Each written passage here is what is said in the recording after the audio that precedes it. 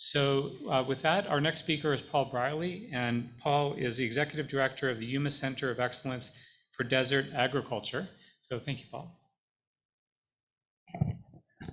Thank you, glad to be here.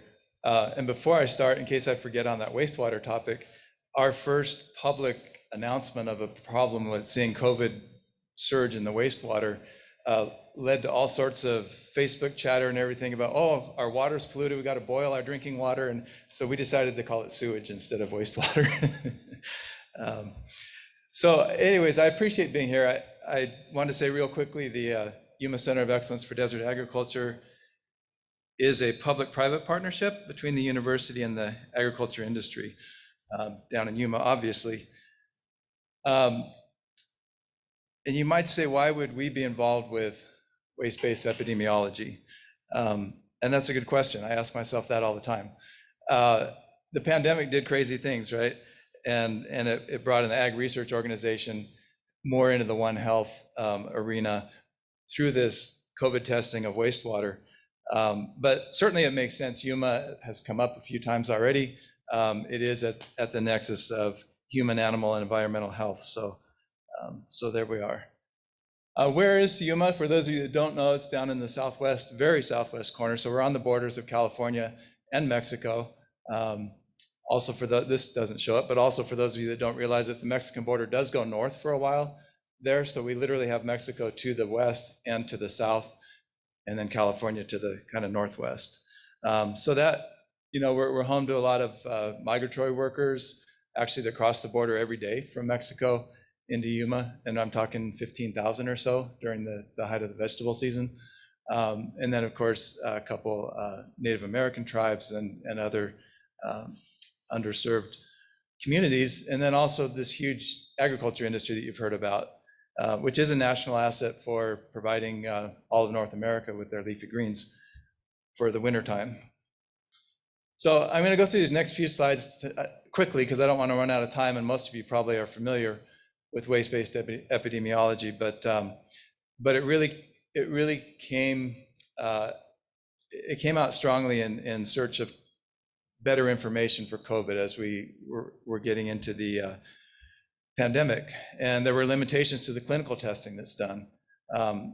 At first, of course, the availability of testing wasn't there. The effectiveness of it wasn't known. How many false negatives, false positives? It took a while to get reports back, and of course, a lot of cases were never found that way. People that were asymptomatic didn't get tested. People now test at home a lot, and that's not reported. So clinical testing has its limitations as far as public health response. So the question is how to measure that prevalence in a community without relying on that clinical data. And I'm going to put this out here. It's a quote from Ian Pepper at the West Center. And I do want to make a note. I got an email this morning while I was coming here that there's a documentary called Poop Doesn't Lie that's being released tomorrow, put out by the College of Agriculture. So you might watch for that on social media.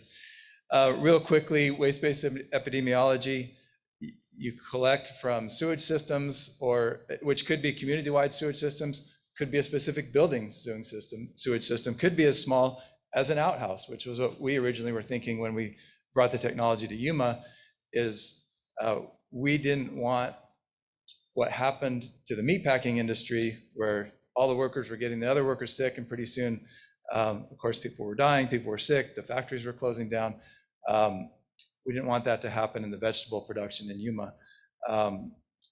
So once that's collected, you concentrate it, extract the RNA, run it through PCR, and you can quantify the levels of infection. Of course, that's not straightforward, and there's a lot of research being done on that to really figure out what does this quantification mean. But for purposes of what we knew and what we were trying to get across, we use these levels of concern based on the concentration that we found. So anything from no response needed to, it's out there and really need to have some response to it, to alerting local healthcare and public health decision makers, to where it's really high and saying, you got to get word out, you got to deploy resources, you need to do something. And one key thing to it is it's advanced warning. So when you get COVID in particular, you shed it in your feces up to a week before you would ever have any symptoms. So it does give you that chance to respond before it's, becomes a larger surge, and hopefully before people are infectious. That's the ultimate goal, if you test often enough. So the first real internationally known example of this was right here at the U of A, where Ian Pepper and the West Center, as part of bringing the students and faculty back on campus safely. You probably all know about this story, but they tested the dormitory sewage and were able to avert outbreaks. When they got their first one, it was middle of the night. They convened with President Robbins and others and decided to clinically test everybody in the dormitory. And they found, I think, 4 or 5 that were asymptomatic but infected. They removed them to an isolated dorm, and the outbreak was averted. So that happened while we were setting up our laboratory in Yuma, and it was nice validation that this was a good effort.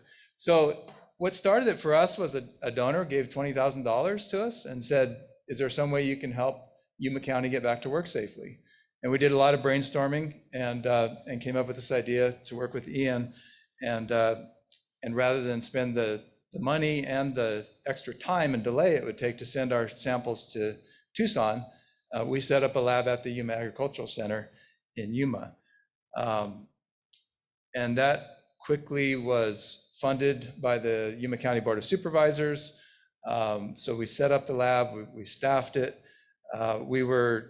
It turned out that the outhouse idea didn't work because of the chemicals in the outhouses, but we tested ag facilities. We averted outbreaks there. We had one where and 2 shifts of 100 people worked there.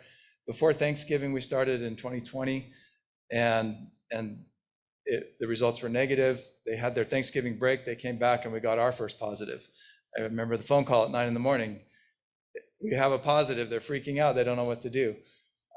So we'd been working closely with public health, the county public health director, got the Regional Center for Border Health to respond and clinically test everybody. And we had very similar to what happened at the dorms.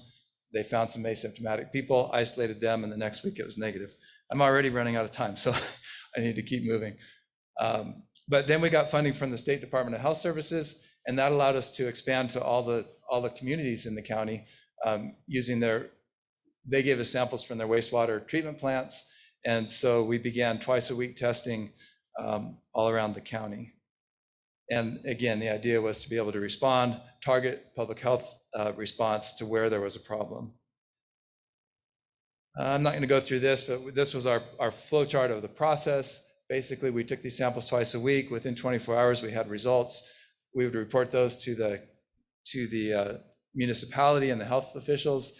And then I think I have some slides on it, but once a week we would report to the steering committee, which was a countywide group of decision makers that could decide what to do with it. So this is real data from one of our collection points for the last year and a half. And you can see where it goes up and down, and those correlate with the surges that we all know about. And it did give early warning where the hospital could hire staff, because their biggest problem wasn't the lack of facilities, it was the lack of staff. And so they could get some from Phoenix or San Diego or different places. The steering committee that I mentioned had public health, hospital, municipalities, schools, and everybody else, so that we could keep them informed. We send them these weekly updates as far as what's happening around the county and a narrative of some recommendations.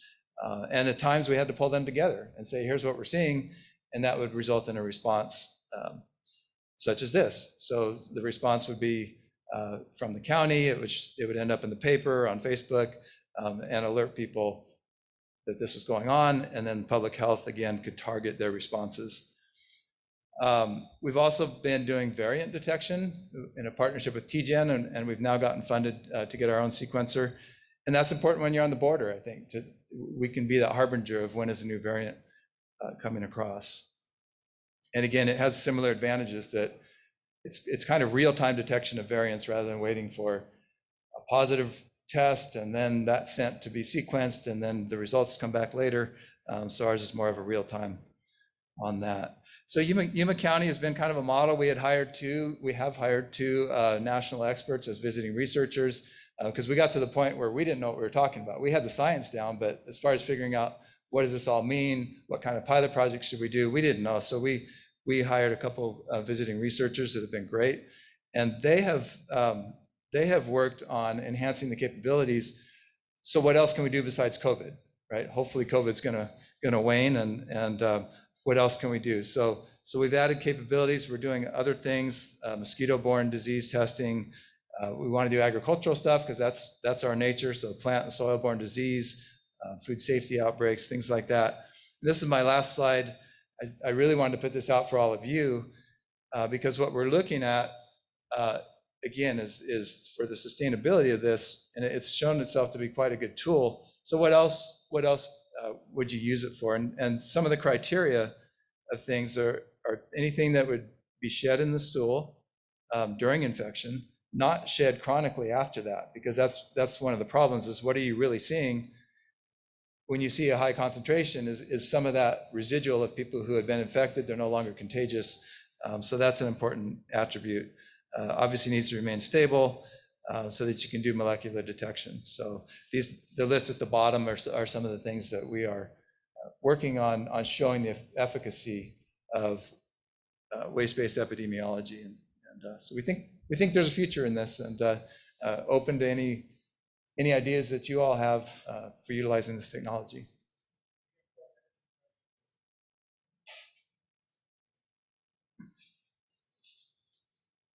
No questions?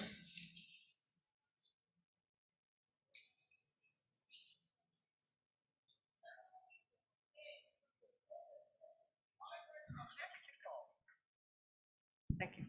Several people were saying during the COVID outbreak that migrants from Mexico were bringing in COVID.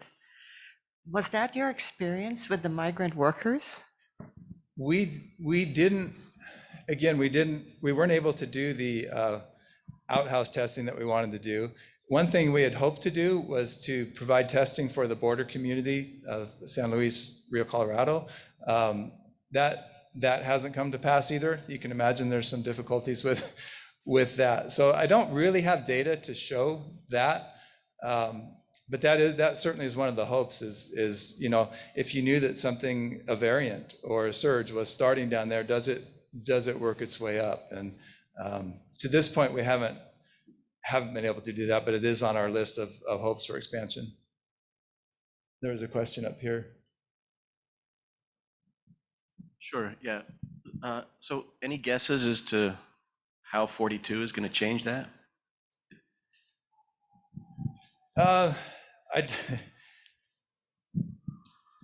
Not really. It depends. I guess it depends on the previous answer.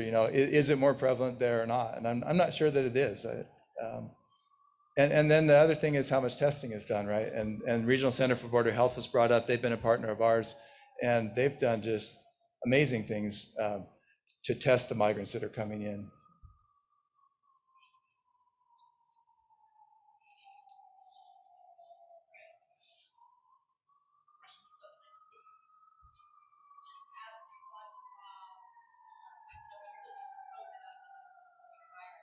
Some of the pathogens you're mentioning are found in animals as well. So would there be efforts, you think, to characterize source tracking to animals and to human populations? And what kind of decisions do you anticipate could be made around that if we found more specific animal sources of contamination? And COVID, of course, can be in animals too. But I hadn't really thought about that. That's an interesting idea. It was mentioned already. There's a large feedlot, concentrated animal feeding, right there in the middle of leafy green production. And so again, this is a technology that if you know the community you're drawing from, then you can monitor that and you can respond to that. So it's all really a matter of, when what Ian Pepper's doing is a wastewater treatment plant, Agua Nueva, that's got, I don't know, 200,000 people contributing to it. versus all the way down to if you did an outhouse with a crew of 30 people. You respond different and you can draw different conclusions. So that's really the neat thing about this, is just as long as you can define the community you're testing, then you can draw conclusions from that. And it could be animals too. Again, following those criteria, anything that meets those criteria, then wastewater-based epidemiology is a good technology to track that. Great. Thank you. Thank you, Paul.